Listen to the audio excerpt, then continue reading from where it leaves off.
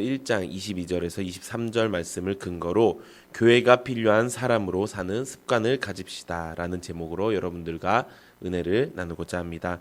믿음의 삶을 사는 영적 습관 만들기 시리즈 17번째 시간입니다. 요즘 교회에서 예배 드리는 것을 나라에서 제한하는 일들이 있습니다.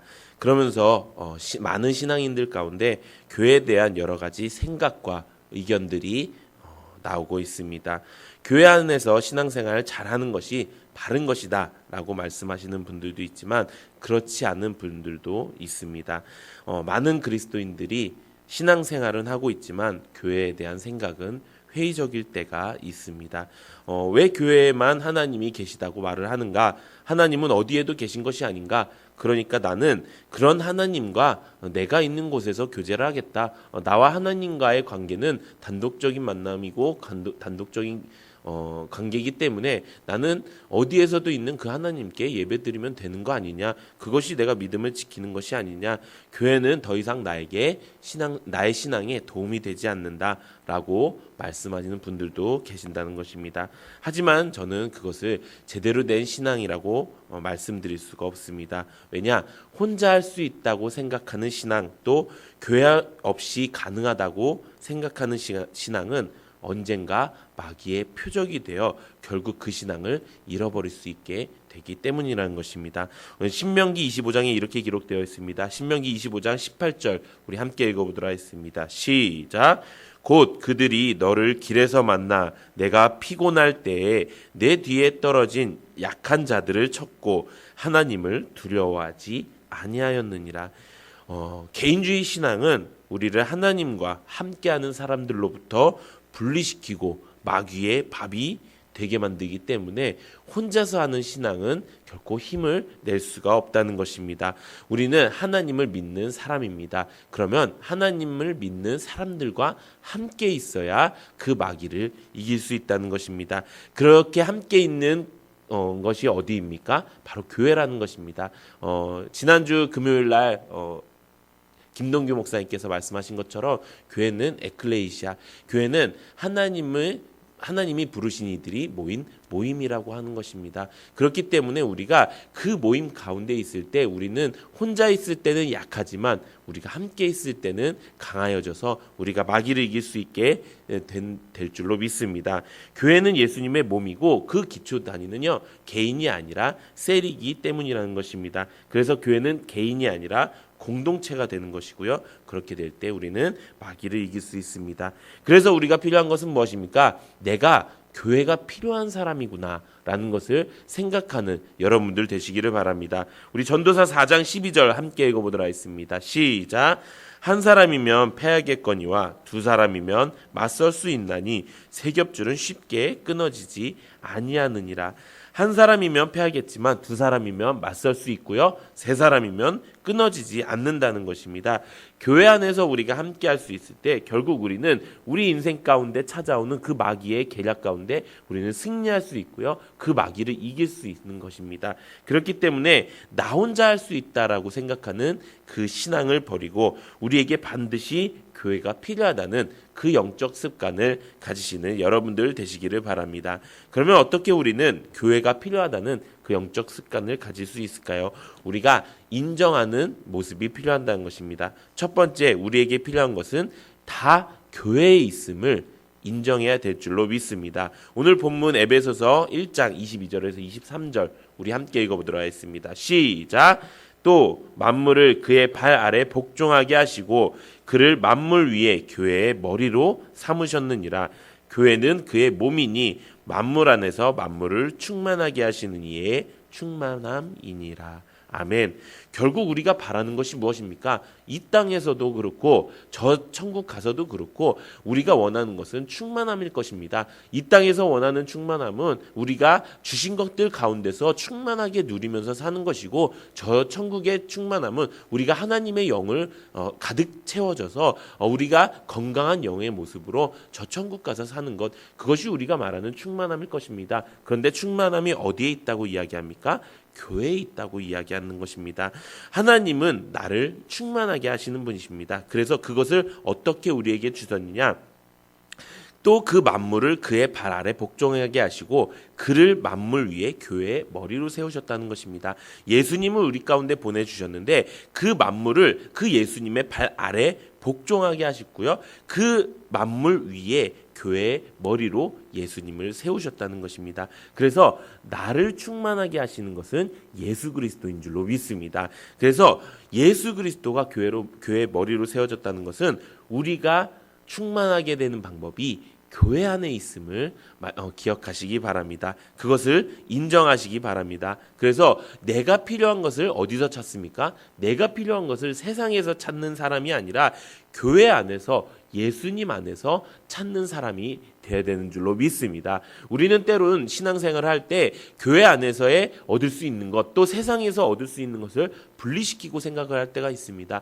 세상에서는 내가 먹고 사는 것을 얻는다고 생각하고 교회에서는 나에게 또 위로도 주고 평안도 주고 하나님의 축복도 받는다. 이렇게 분리시키게 생각하는 사람들이 있습니다. 그런데 그렇지 않습니다.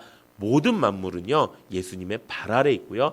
그 예수님이 머리로 세워진 곳이 교회라는 것입니다. 그러면요 우리가 교회에 나왔다는 것은 예수 안에 있다는 것이고요. 그 예수 안에 있을 때 모든 만물이 우리 발 아래에서 있게 된다는 것입니다. 그렇게 됐을 때 우리는 그 만물을 우리 안에 충만하게 둘 수 있는 줄로 믿습니다. 두 번째는 무엇입니까? 바로 교회를 선택하는 삶이 예수님을 선택하는 삶임을 인정해야 되는 줄로 믿습니다. 우리가 잘 아는 사도 바울이 있지요. 사도 바울이 되기 전에 예수님을 믿는 사람들을 핍박하고 교회를 잔멸하는 일을 했습니다. 그런데 그런 와중에 다메섹 도상에서 예수님을 만나게 됩니다. 하늘에서 이런 음성이 들립니다. 내가 왜 나를 핍박하느냐? 누구십니까? 네가 핍박하는 예수라. 라고 말씀하고 있습니다. 그 음성을 들은 바울은 교회가 예수님의 몸이라는 사실을 깨닫게 되는 것입니다. 자신이 핍박한 것은 그리스도인들이었고 자신이 핍박한 것은 교회였는데 예수님께서 무엇이라 말씀합니까? 왜 내가 나를 핍박하느냐? 그때 바울은 깨달은 것입니다. 교회가 바로 예수 그리스도구나. 교회가 바로 예수 그리스도이기 때문에 예수님이 교회를 핍박했을 때 내가 나를 핍박한다고 이야기한다는 것입니다. 지금 이 땅에 무슨 일이 벌어지고 있습니까? 교회를 핍박하는 일이 벌어지고 있습니다. 지금 이 땅에 무슨 일이 벌어지고 있습니까? 세상 사람들이 손가락질 하는 것을 넘어서서 같은 교회를 다니고 같은 믿음 생활을 하는 사람들끼리도 민감해지고 예민해져서 교회에서 마치 예배드리는 것이 이상한 일이 됐고 교회에서 마치 예배드리는 것이 강행이라고 표현할 수 있을 만큼 그런 핍박이 세워졌다는 것입니다. 저는 그들에게 이렇게 얘기하고 싶습니다. 왜 예수님을 핍박하십니까? 똑같은 것입니다. 우리가 만약에 예수님이 교회의 머리 되시고 예수님이 교회의 몸이 되신다는 것을 우리가 인정하지 않으면요 우리도 똑같은 것입니다. 우리도 교회가 왜 이래? 교회는 이렇게 되면 좋지 않나? 왜 우리 목사님은 교회에서 왜 그렇게 예배를 강행하셔서 왜 우리를 이렇게 힘들게 하시는 거야? 이 모든 것들이 다 예수님을 핍박하는 것이라는 것입니다. 사랑하는 성도 여러분, 우리가 기억해야 될 것이 있습니다. 교회는 바로 예수님의 머리고 예수님의 몸인 줄로 믿습니다. 그렇기 때문에 우리가 교회 안에 있을 때 예수 안에 있다는 말이 된다는 것입니다. 우리 말씀 읽어보도록 하겠습니다. 골로새서 1장 18절 우리 함께 읽어보도록 하겠습니다. 시작. 그는 몸인 교회의 머리시라.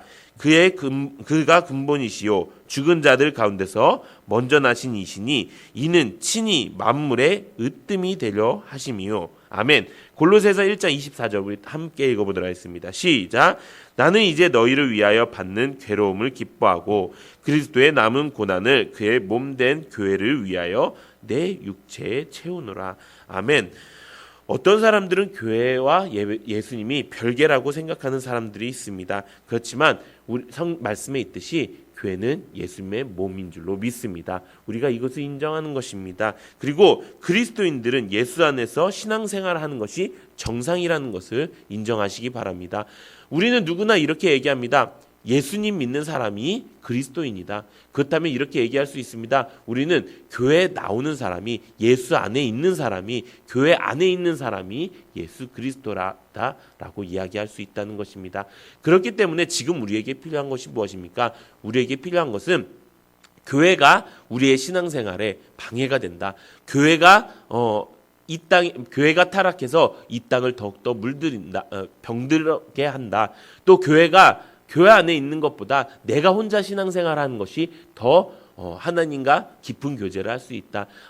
교회 안에 있으면은 사람들이 함께 모이고 이런 것들이 더 힘들기 때문에 나는 하나님과 더 깊은 교제를 위해서 교회에 나가지 않겠다. 이런 생각들을 버리고 내가 교회 안에 있는 것이, 내가 교회 안에서 신앙생활하는 것이 예수 안에 바르게 신앙생활하는 것이다 라는 것을 인정하는 여러분들 되시기를 바랍니다. 내가 예수를 선택하고 내가 예수를 따라가는 것이 내가 교회를 선택하고 교회를 따라가는 것인 줄로 믿습니다. 지금 이 땅에 많은 사람들이 교회 없이 신앙생활을 하겠다라는 사람들이 많아졌습니다. 그러니까 어떤 일이 벌어집니까? 교회는 점점 능력이 상실되고요. 세상은 점점 마귀의 권세가 드높아지고 있습니다. 마귀가 이렇게 성도들과 교회를 분리시키는 일들을 하는 가운데 우리는 교회를 필요로 하는 영적 습관을 바르게 가져야 되는 줄로 믿습니다. 그것이 우리가 믿음으로 사는 삶을 이루어내는 가장 중요한 포인트인 줄로 믿습니다. 지금 이 땅이 어떤 시대입니까? 진짜 평생에 경험해보지 못한 시대입니다. 우리가 믿음이 점검되는 시점이고요. 또 교회에 다니는 것이 너무나도 당연했는데 교회에 다니는 것이 눈치가 보여지고 교회에 나오는 것, 예배에 나오는 것조차도 온전치 못하게 바라보는 이들이 많은 그런 시점에 놓여져 있습니다. 그럴 때 우리가 가져야 되는 것이 무엇입니까? 정말 흔들리지 않는 믿음을 가져야 된다는 것입니다. 그 믿음의 포인트가 무엇입니까? 바로 하나님이 말씀하신 대로 우리가 전에 하던 대로 교회에 나와 당연하게 예배드린다는 것입니다. 우리가 그런 믿음을 가지고 신앙생활하는 여러분들 되시기를 바랍니다. 우리가 그렇게 하기 위해 우리가 영적으로나 육적으로나 충만하기 위해 교회가 필요하다는 것을 언제나 인정하는 성도님들 되시기를 바랍니다. 또 교회를 필요로 하는 것이 예수님을 필요로 하는 것임을 깨닫는 우리 성도님들 되시기를 소망합니다. 그래서 이 땅의 모든 음부의 권세가 예수님의 몸된 교회를 통해 이겨나가고 그 안에 있는 우리도 함께 승리하는 역사가 넘치기를 예수님의 이름으로 축원드립니다.